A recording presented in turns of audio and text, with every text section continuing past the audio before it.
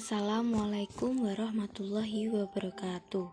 Yang terhormat Ibu Rizdiana Himati, MSI, selaku dosen pengampu mata kuliah pengantar bisnis syariah. Kami dari kelompok 5 akan mempresentasikan mengenai manajemen bisnis syariah. Sebelumnya, perkenalkan anggota dari kelompok 5. Yang pertama yaitu Fadila Zulia Ramahwati dengan nomor NIM belakang 034. Selanjutnya Sri Wahyuni dengan nomor NIM belakang 029 dan Safina Nurfatin dengan nomor NIM belakang 042. Pengertian manajemen bisnis syariah. Manajemen adalah bagian dari syariat Islam. Kata manajemen berasal dari bahasa Latin, yaitu dari asal kata manus yang berarti tangan dan agri yang berarti melakukan. Kata-kata ini digabungkan menjadi kata kerja managere yang berarti menangani. Arti manajemen secara Islam atau syariah memiliki arti yang beragam. Manajemen dalam bahasa Arab yaitu disebut idarah, yang berarti suatu aktivitas atau usaha mengenai perencanaan, pengelolaan, kepemimpinan, pengarahan, dan pengembangan sosial dalam pekerjaan suatu proyek. Manajemen syariah merupakan perilaku yang berkaitan mengenai nilai-nilai keimanan dan ketauhidan yang diharapkan perilakunya akan terkelola dan terkendali. Pemikiran manajemen dalam Islam bersumber dari nas-nas Al-Quran dan petunjuk-petunjuk As-Sunnah. Fungsi manajemen dalam Islam. Fungsi manajemen syariah menurut G.R. Terry ada 4 fungsi utama manajemen, yang dalam dunia manajemen dikenal sebagai POAC, yaitu planning atau perencanaan, organizing atau pengorganisasian, actuating atau penggerakan atau pengarahan, dan controlling, pengawasan atau pengamatan. Fungsi-fungsi manajemen. Fungsi-fungsi manajemen ada 4, yakni perencanaan, pengorganisasian, kepemimpinan, dan pengawasan. Pertama yaitu perencanaan. Perencanaan merupakan suatu proses untuk menentukan tindakan yang tepat di masa depan melalui urutan pilihan dengan memperhitungkan sumber daya yang tersedia. Perencanaan merupakan fungsi manajemen yang pertama dan utama dalam suatu organisasi, di mana tanpa perencanaan suatu organisasi menjadi tidak berarti. Dan semakin besar suatu organisasi, semakin besar pula peran suatu perencanaan. Unsur-unsur perencanaan. Perencanaan yang baik mengandung 6 unsur utama, yaitu tindakan apa yang harus dikerjakan, apa sebabnya tindakan ini harus dikerjakan, di manakah tindakan ini akan dikerjakan, kapankah tindakan ini akan dikerjakan, siapakah yang akan mengerjakan tindakan ini, dan bagaimanakah cara melaksanakan tindakan ini. Yang kedua yaitu pengorganisasian.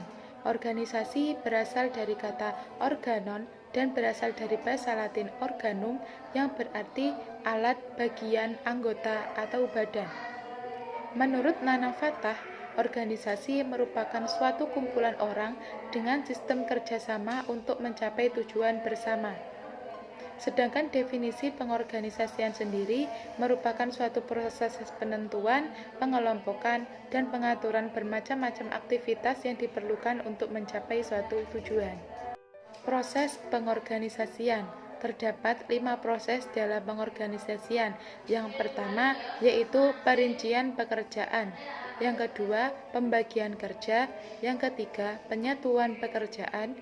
Yang keempat, koordinasi pekerjaan. Dan yang kelima, monitoring dan reorganisasi. Jenis-jenis organisasi. Terdapat 2 jenis organisasi. Yang pertama yaitu organisasi formal dan organisasi informal. Organisasi formal dapat dicontohkan seperti di sekolah, perseroan terbatas, dan negara, sedangkan non-formal dapat dicontohkan seperti ibu-ibu arisan dan kelompok belajar. Bentuk organisasi. Terdapat 4 bentuk organisasi. Yang pertama yaitu organisasi garis. Yang kedua organisasi fungsional. Yang ketiga organisasi garis dan staf. Dan yang keempat organisasi fungsional dan staf. Selanjutnya yaitu kepemimpinan. Kepemimpinan merupakan proses yang dilakukan seseorang untuk mengarahkan, membimbing, dan mempengaruhi perilaku serta cara kerja orang lain demi tercapainya suatu tujuan. Selain itu, kepemimpinan merupakan kemampuan seseorang dalam posisi manajemen untuk membujuk atau memacu bawahannya agar mau bekerja dengan percaya diri. Kepemimpinan dalam suatu organisasi merupakan suatu faktor yang menentukan atas hasil tindak-tindakannya dalam suatu organisasi atau usaha itu sendiri. Sebab kepemimpinan yang sukses menunjukkan bahwa pengelolaan sesuatu organisasi berhasil dilaksanakan dengan sukses pula. Pengawasan atau controlling merupakan proses untuk menjamin bahwa tujuan-tujuan organisasi dan manajemen tercapai dari jumlah fungsi manajemen tersebut sendiri, dan pengawasan merupakan salah satu fungsi yang sangat penting dalam mencapai tujuannya manajemen.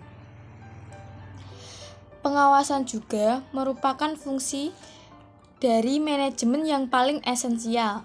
Sebaik apapun pekerjaan yang dilaksanakan, tanpa adanya pengawasan tidak dapat dikatakan berhasil. Selanjutnya yaitu jenis-jenis pengawasan. Secara umum pengawasan dibagi menjadi 2 bagian, yaitu pengawasan internal dan pengawasan eksternal. Pengawasan internal merupakan pengawasan yang dilaksanakan seseorang atau lembaga.